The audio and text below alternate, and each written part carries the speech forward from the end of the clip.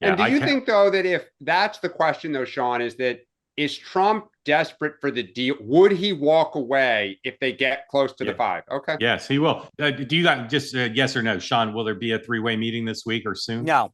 Nope. Dan?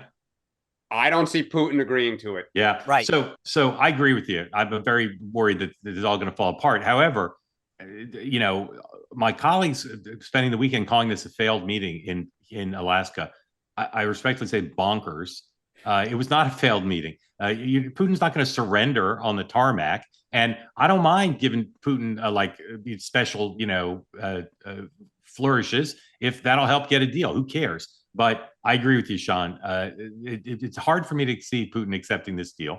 He killed at least some people overnight, including a kid, according to the Ukrainians. So the other thing that I think people who are skeptical of the president's strategy are underestimating is these sanctions, the toughest sanctions ever, could be on in 10 days. Like he isn't taking them off the table forever. He's just trying to not annoy Putin by talking about them now. Dan. Well, but the only thing, though, Mark, about that is they've been on the table now forever. And he keeps, like, at some point, you can't keep saying, Yeah. I Yeah, might, I might, I might. Yeah, the point is the point you do it is after Putin walks away Well, from a deal that everybody knows is the best either side can but get. I mean, yes, but no, which is to Sean's point, Putin has kind of jerked his chain around. If you want to be generous, what got Putin to agree to meet him in the first place was a sense this may actually happen. Yeah. So no, but I mean, at some point, you can't keep pulling the football away. You've got to say, all right, until you're serious, like until you actually sit in the room, we're putting it back on and we're sending 50 billion of weaponry to them. I agree, but if Sean's right, I have a fairly high degree of confidence based on the conversations I've had that there will be the toughest sanctions that's ever been imposed on Russia. Great. Sean?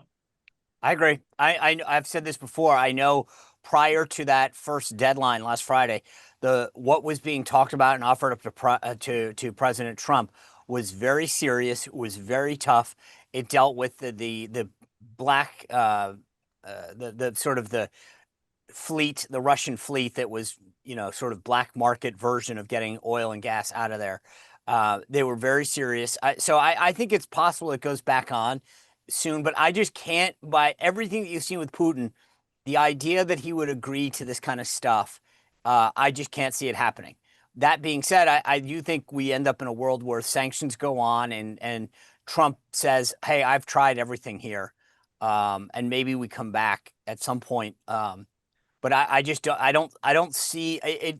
Defies logic to believe that Putin is going to say, yep, I'll allow you guys to do this follow-on force. I'll allow you to create these. I don't want NATO, but I'll allow you to do a fake NATO. It doesn't seem that he'll buy into that. And I will just say this, to your point about the media coverage, Mark, I was sort of blown away. It's everybody, this has been the problem from Trump day one. They always worry about the process. Oh my God, the carpet was red. Who gives a crap? If you get peace, if you stop people from killing and end the destruction, what the hell does it matter? And yet all of these people have their panties in a wad about, oh my God, he rolled out the thing. Do you know what a flex it was to see that B-2 fly over the top? Putin looks up. That wasn't a tip of like diplomacy. That was a, hey, buddy, guess what we got coming up your butt if you do this again? Yeah, we just used it in Iran. Want more great clips like that? I've got an idea. Hit the subscribe button, be part of the Two-Way community, never miss a clip, and you can always watch our full episodes, join them live, go to twoway.tv.